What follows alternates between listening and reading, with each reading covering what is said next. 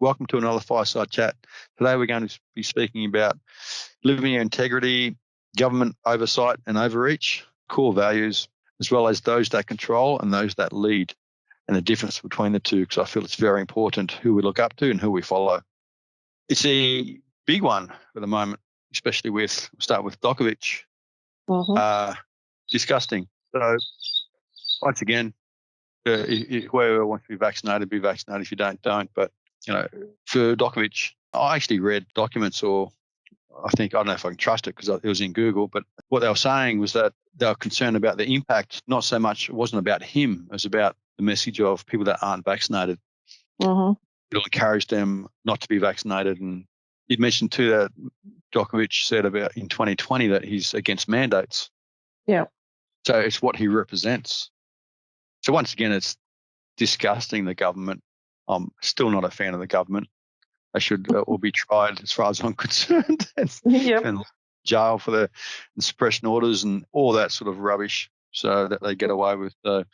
It's going to be very interesting with the immoral Nazi German views, and nothing against Germans. I have some German friends when I went to India that were amazing, beautiful people. I like how they say what they feel. In general, if you had the stereotype, they're straight up, and I like that. Same as a lot of South Africans, and because you know exactly where you stand, and that's refreshing. And I'm not saying they're harsh. I'm just saying they don't put frilly bits on things that's not needed. So I'm talking about the Nazi German people back at World War II. That's our government. And I've mentioned before in other chats, if you say you'd never be like that, you can never be or succumb to that sort of tyranny. And how could they do such a thing to the Jews? And here we are. If you're judging, and it's not about if you're sitting there doing nothing and watching it and conforming with everything, and if you believe in it, then that's okay. But if you don't believe in it, then that's something else, because it's crossing over, going to a new level when you start judging and believing that people that aren't vaxxed are impure. So all of a sudden, from here in Western Australia, you have to apparently scan onto an app. All businesses must have an app and that you scan onto to prove that you're fully up to date with your vaccination pass and that sort of thing. So I think they spent a few $1 million or whatever they spent to get this app up and running. And if you're going to judge and all of a sudden we're not impure, like I'm unvaxxed, you can be alongside us and there's no issue. You don't have to wear a mask, and all of a sudden from February we become toxic and segregated. And I can understand to some degree people go along with it because they don't like conflict. But if you start believing this rot, then you're an accomplice, as far as I'm concerned. And there's no difference between what the Germans did and the segregation to those that are going along with things and judging those that are not vaxxed, that are making a choice. So there's no point in people fooling themselves that, I'd never succumb to that, when they're succumbing to it now.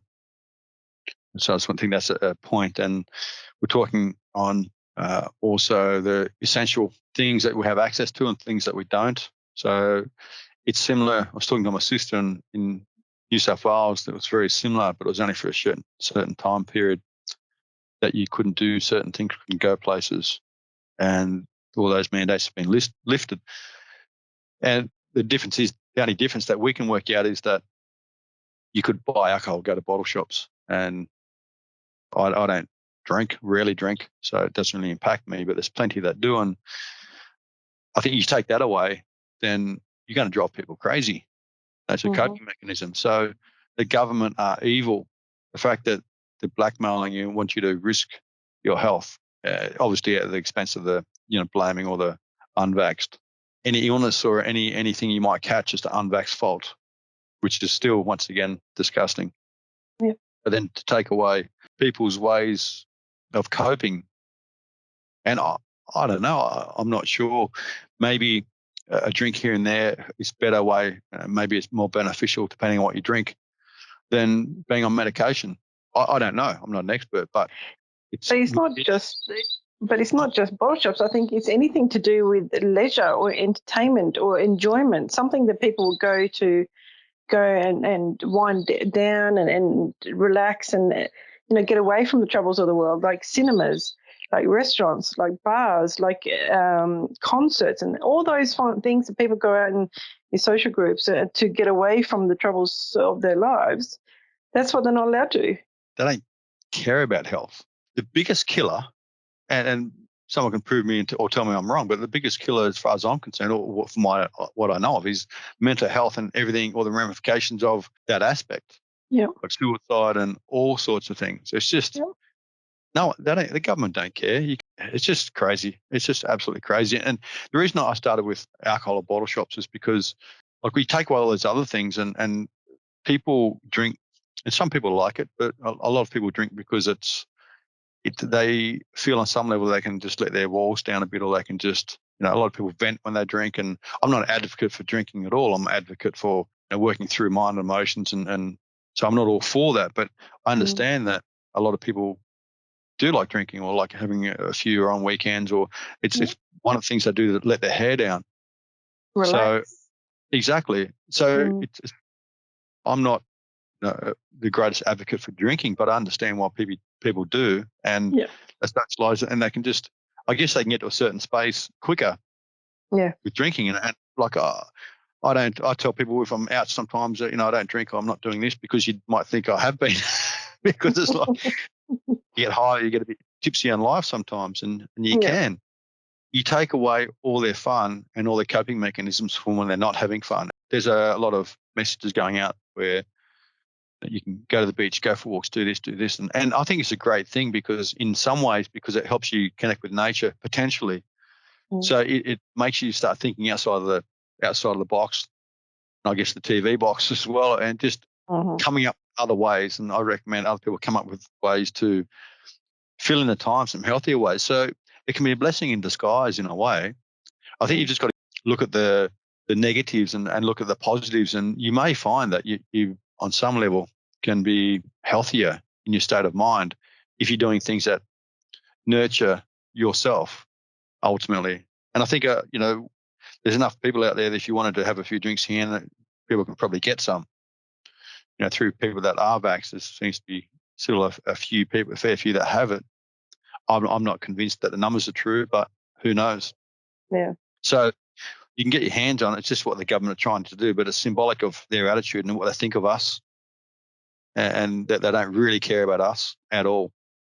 I bet you they haven't got rid of the prostitution, because is that essential? Have they got rid of that? Is that something that's good? Highly doubt it. Yeah. So, I can possibly go around and just go to all the shops, or I don't know what you call it, and just check and see, just for in the name of science. Stop people on the street and make a survey. Yeah, I'll let you know next time how I go. I'm exhausted. I've got no money left. So yeah, no. But that is a joke, by the way. I don't do that sort of thing. So, but it's just, who's to say what's essential? Like in the government side, they just treat us like children and condescending. I just don't like the whole. And just with Djokovic, what an embarrassment to Australia. People have been laughing and looking down on Australian, not Australia. The people are pretty amazing. It's the government and the corruption within the government. And if I had my way, I'd go, okay, let's boycott the Australian Open. Let's just stop it. And because it's end of the day, and living in integrity, it's about doing what's right within yourself. And it's looking outside of yourself at the bigger picture. I'd do that. It's like, if I was Djokovic, I'd go, I might come back to Australia for 3 years. It might change anyway, because the government, hopefully they'll be overthrown. Like this year, I'm hoping. It's just disgusting. I use that word a lot when I talk about the government anyway, but it's deplorable. So, but I really feel, I would just use tax write-off. Okay, bang. Everyone just book flights, and awesome. It'd be amazing to find another country to host it. Okay, we'll just put it back a couple of weeks. We'll go pick a country and we'll host it, and there's no longer an Australian Open. Wouldn't that be awesome? Yeah. People might think, could you possibly say that? Well, it's a bigger picture. Once again, it's a bigger picture. You might think, how can you say that? It's like, well, look at the freedoms our kids have. If we don't stand up now, the kids will have no freedom. Yeah. Like, it's just everything's dictated. You do what we say, we'll give you some freedom, but you have to continue doing what we say, or we'll take it away at any moment. And that's how it is. So once you're on the merry-go-round, you don't get off. And where it comes to the jab, there's a number of people. I've been speaking to friends of friends, and they were not getting the booster. So then it's like, well, whether you had the first one or not, you classed as like an impure, toxic, unvaxxed, even though you took the first two. If people decide not to get the booster from there, then well and good, But everyone makes a choice at different stages in their life, obviously. It wasn't, I think the death rate is pretty much zero for children, for young ones. Very close to it. Yeah, and the risk for the jab, especially for young ones, is huge. I think it's 200 times more dangerous. It's very high, yeah. Of heart attacks and all that sort of thing. And I saw a bit of a short video with Sadhguru, and I think Sadhguru is amazing, and I love the way he puts things. And he was saying basically that this is my understanding of it, that young ones, every generation, you hope the next generation is wiser, stronger, better. And he basically, from my understanding, alleviated towards, it's not, we're not heading that way.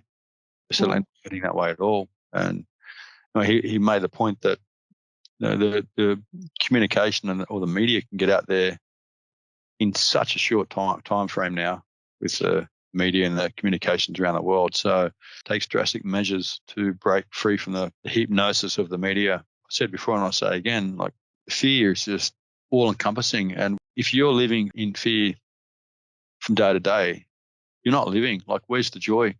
And there's some great things that Sadhguru is saying that I absolutely believe, like, it rings true 100%. Is that if you don't have joy, you don't have purpose, you don't have. There's a few things I watched where he was talking about with young ones, when you give them an exercise, 85% or something like that within 3 months improve because they've got to focus and they get active. They need to burn off energy. They need to think. They need to focus. They need to compete and just challenge themselves and expand themselves. And I said to my son when he came to live with me, I said, we're going to start training. And he was keen to train anyway. And he's put on some weight, put on some muscle. He's training, and his confidence alone. And I said to him, you will find confidence because you'll discover a fire within you when you train. And not that you're always angry, but to get an extra rep out or do an extra set. And you find a strength where you can push, where if you're shy, and before that he was a bit shy, he was shyer. He's pretty good now, actually. But you almost become a timid where you haven't really tried many things. You're not sure, almost like getting on the bike, you're afraid to get on the bike. And then before you know it, you're sort of going on mountain trails sort of thing. So it's the same sort of attitude where the confidence and his posture, the confidence, and obviously he's spiritually minded, it's just huge. The growth is massive. So it's just discovering that you can access a place within yourself and a strength that without exercising or without doing things, you wouldn't know you had. That's a sense of masculine, that drive that everyone has, men and women. It's important to get a sense of that and taste of it and jump in and explore that area, that psyche, to expand your psyche, your awareness. But then you can also use that confidence to stand up for what's right. And I think that's when integrity comes into that. And use that self-confidence to say no if it's not right. And, if you see someone being treated wrong, then stand up and say no. And that was my point. You hit a nail on the head. Is that strength you find transitions in day-to-day life and dealing with people. Yeah, you made the point that I was making without actually saying that part. Thanks for that, because you hit it exact on the head of what I was talking about. Boom, boom. So, yep.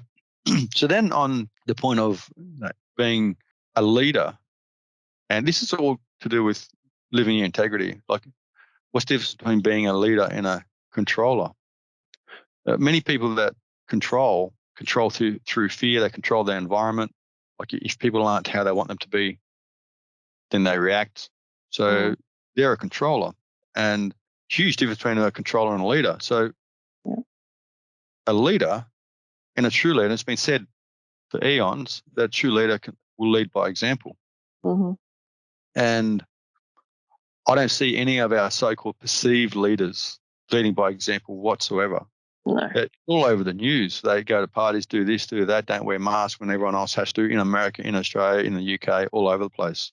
Yeah. They travel, they're exempt from everything.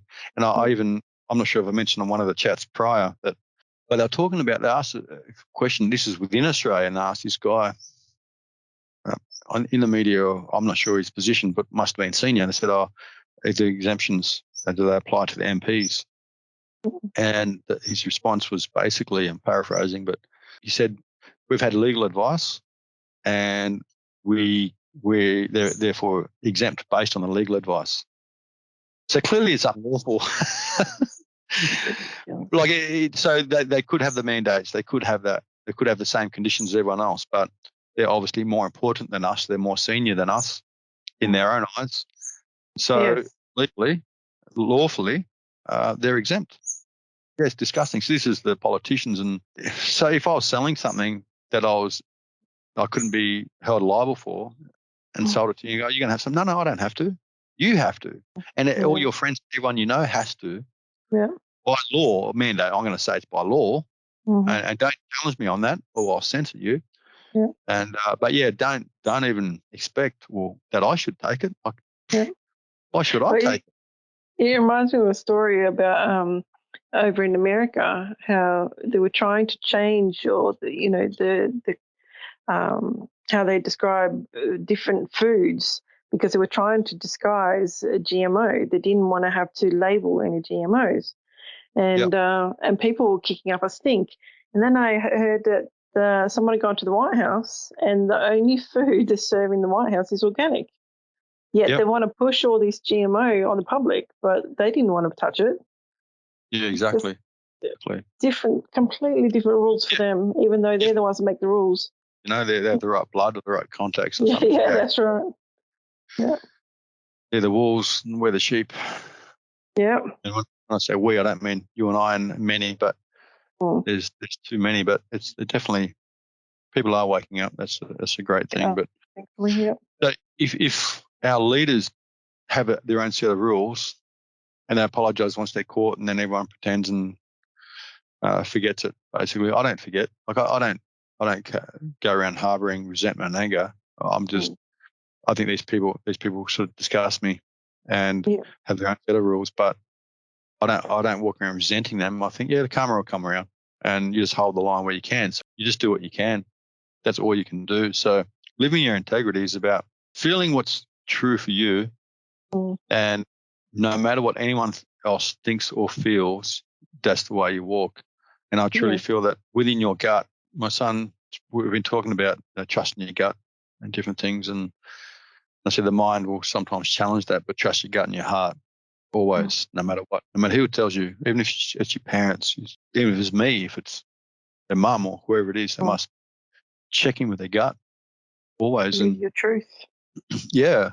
And based on the last chat I had, a similar sort of thing where you can project into the future and get a feel with what's right. And it might seem a far-fetched and hard thing to do, but when you do that without any preconceived ideas and just you get better and better at it, you can get a strong feel of, or like visualize a future and then see what your gut tells you when you're tapping into the energy. And this is for healing and things that I do.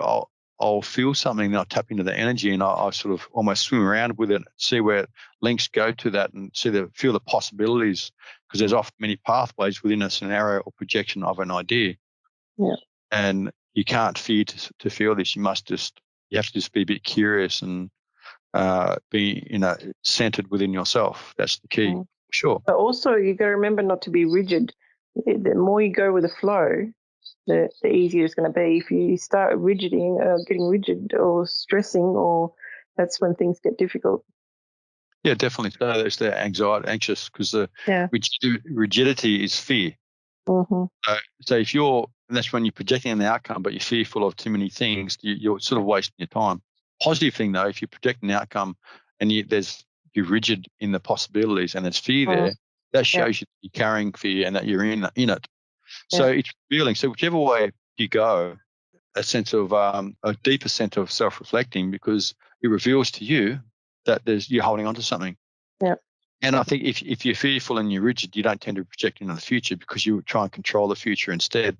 So projecting is usually, or considering an option is usually something you're trying to do when you're trying to reach beyond your ideas or understanding to get a greater sense of of a direction of something going forward. But the more controlling someone is, that ability gets nullified, in my opinion, because it's like you're refusing to look at the other people, you're refusing to look at what's going on, that you're way too concerned with the impact of everything on you. And there's many things that you refuse to see. So you can't project you into the future because the choices you're making in this moment is based on fear and anxiety. So you're shutting yourself down anyway. So if you're controlling your environment pretty much all the time, you're wasting the time trying to project because it's a projected fearful environment, and that'll just make you control more.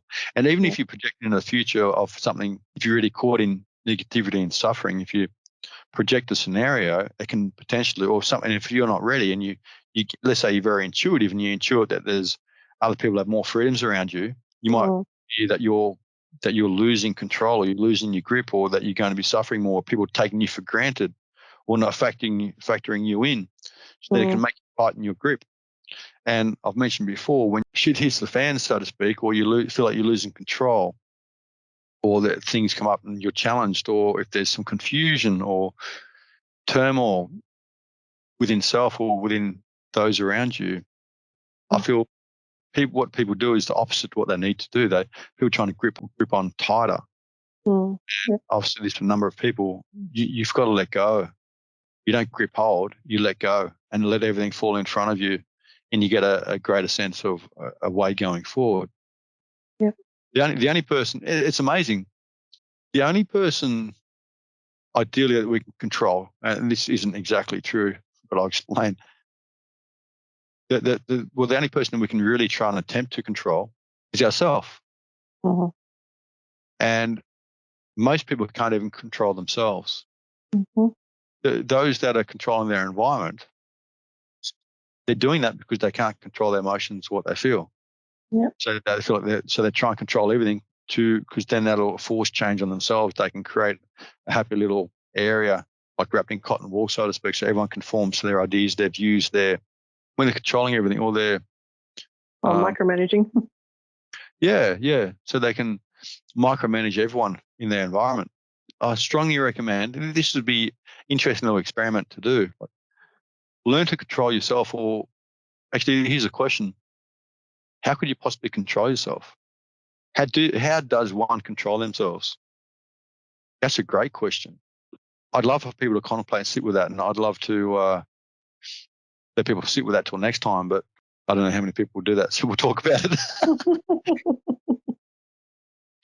The bottom line is you can't control yourself. Like, if people try and control themselves and their emotions through medication and drinking and getting stoned and whatever else, so they're not controlling, they're actually escaping. These things are ways of escaping. True control is about seeing through.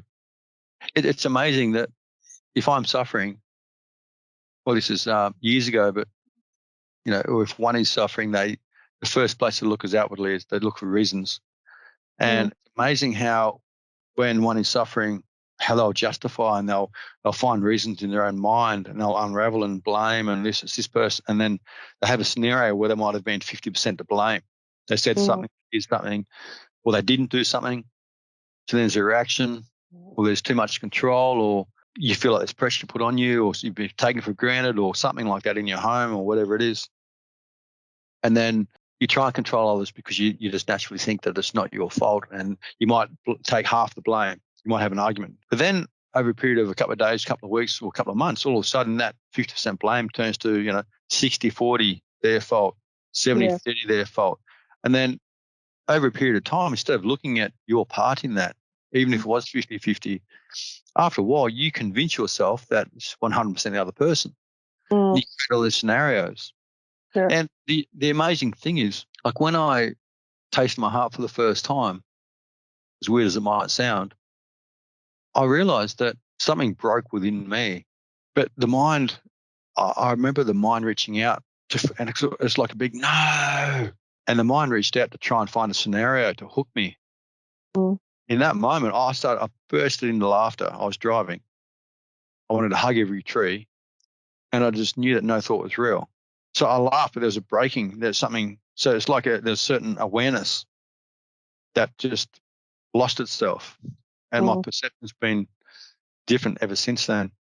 What a relief to realize that it's just a scenario in my head and it was no one else's fault whatsoever. Yeah. And the fact that I was only angry at myself all those times, and then I can't blame anyone. And that's just because subtly on some level, I actually knew who was to blame, that it was myself projecting and or not being accountable, or, all these things. It's a relief. I'm telling anyone that's listening in, it is the greatest relief you'll ever experience to realize you have no one to blame but yourself. And that sounds heavy, doesn't it? Yeah. It sounds so heavy, but it is liberating. And this is the entrapment of the psyche of human conditioning, in my opinion. Everything's backwards. Yep. Just the idea that I can't blame anyone but myself, that sounds extremely confronting, doesn't it? It sounds scary, like, wow, no way, no. But that is absolute freedom. It's not what people think. Yeah. And even if you just bit by bit just go, no, okay, what is my part in this? Okay. And even, they've behaved in a way that wasn't nice, or like I remember actually my mum said to me, so-and-so saying this about you and saying that about you, and saying how they felt is my partner when we're having ups and downs. This was years and years ago. My mum was saying, but they're doing this and they're doing that. And I said, my response to my mum was, it doesn't matter what they're doing, because all that matters is that I've discovered something in myself I can look at. So I'm going to not look at that because they're not looking at themselves. What a way to live. Yeah. It doesn't matter what they are and aren't doing, what they are and aren't saying. All that matters is that I've realized there's some things I need to work on. Because it's not a competition. Now, the competition is within yourself. So for me to go, well, I won't work on myself unless you work on yourself. Yeah. That makes no sense to me. It's like, okay, as long as I'm suffering and believing that my thoughts, but I'm going to be in suffering because I owe it to myself to suffer as long as you do. And don't you dare.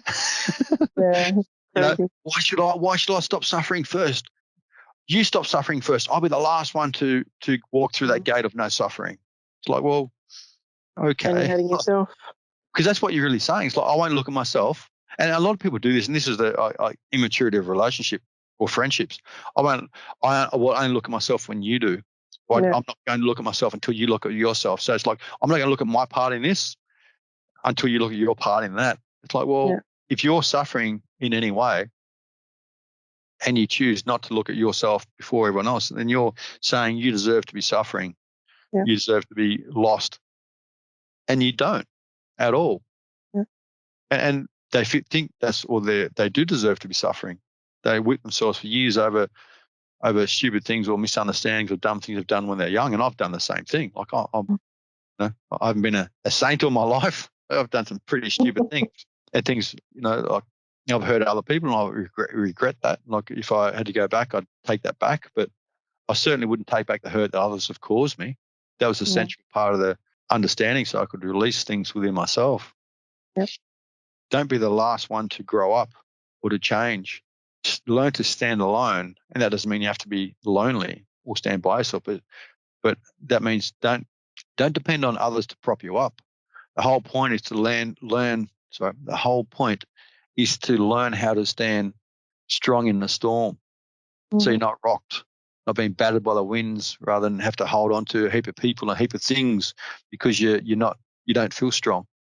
And this comes back to discovering strength within you through weight training, exercise, nature, the ways you connect, and the sense of being able to earn things physically, mentally, or in any way. You want to be the first to wake up amongst your peers. You want to be the leader, not the person that conditions or controls. You don't want to be the controller. With all the things that I've discovered within myself and understood, I don't control anyone.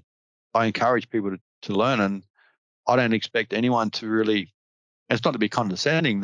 My perspective is my perspective. It's things I've discovered. I've gone through a lot of suffering to get a sense of it, and what a blessed man I am. But I don't expect people to necessarily take on the view or my understanding after a simple conversation. Especially when you're caught in certain understanding and entrapments within yourself, then you must release something old to let go of something new, and that takes courage. And even when you make that choice for that to resonate and integrate within your system, so it becomes a natural way of your life, it's quite a process. Well, it can be quite a process. Often it is, but sometimes it can be instantaneous, but that's extremely rare.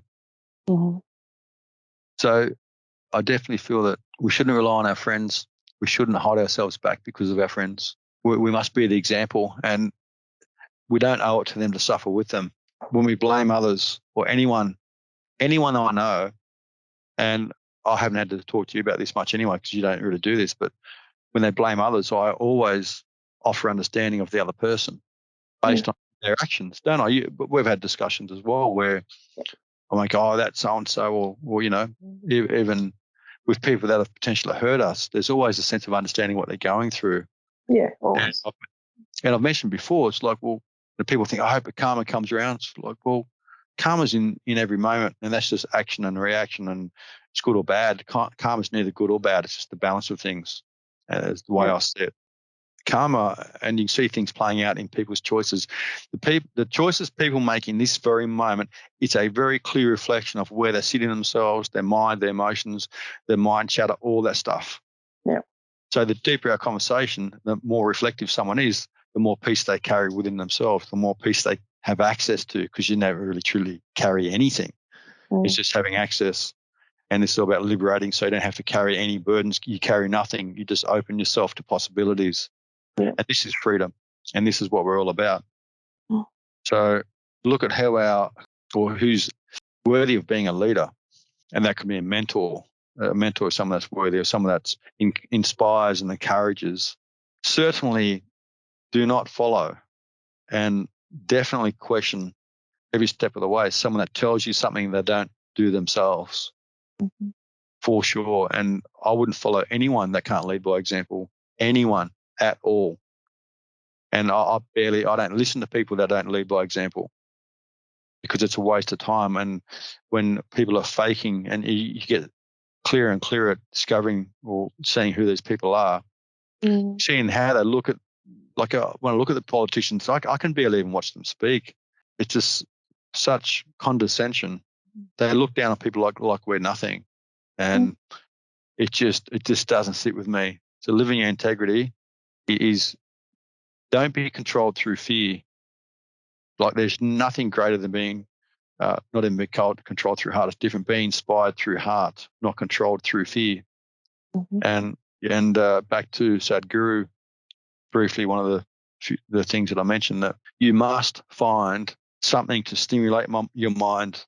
And I think definitely with the change coming up from the 31st of January, where the unvaxxed, the impure, us toxic ones in the government's eyes. I'm not saying everyone wants to remember the government's eyes, and people will conform through fear. We can't succumb within ourselves. It just doesn't sit, and it can't sit with anyone. Truly, you can't. Otherwise, you're just not in touch with yourself. If you can go along with this, or if it doesn't create like a little knot in your stomach, then there's something seriously wrong, in my opinion. Yeah. Because to segregate anyone for not making the same choice, because someone can be loving, have the core values can be exactly the same, just that a couple of choices are different. You can't throw it all out the window because of questionable experiments. It's a tough time, and things will be revealed more so in the next couple of weeks. But I'm part of we're part of a vaccine control group. So, and with this group, you fill out every month. So if anyone wants listening in, you can join a vaccine control group. This is out of the UK, and there's QR codes on the cards. You can order the cards, and you fill out details every month. How you're feeling, all sorts of things. If you're living with someone that's vaccinated, if you're spending a lot of time with them, do you get nosebleeds? Do you get certain things? All these questions. Have you been discriminated against? So I'll be going out, and you can fill it out on your phone. You can edit it as things come up during the month. I'll be going there with my vaccine passport, because there needs to be controlled tests, assessment. Yeah, control groups. There has to be. And why is it all of a sudden now there's not? And Mm. I'll do a lot of research, and the MMR vaccine, every other vaccine have tested on animals, and the reason they test on rice and mats and mice and rats is because you wipe your feet all over them. No, because their lifespan is a lot shorter. So you can over their lifespan, you can see the impact that taking certain things will have on them, and they just scrap the whole thing for these vaccines. Mm-hmm. So, which is a concern. There's a small cost involved. It's not much. And you might think, well, why? It's part of the control group. That's because the corrupt scientific and the government bodies will not support. What's the word? They will not finance. These corrupt government bodies will not finance these control groups because they don't want them. That's another red flag, one of many. Yeah. So you can reach out if you want to know the control group. Maybe we can put it down as a link or something. Mm-hmm. But yeah, definitely consider that. And they may get rejected, but I'll be going around my gym.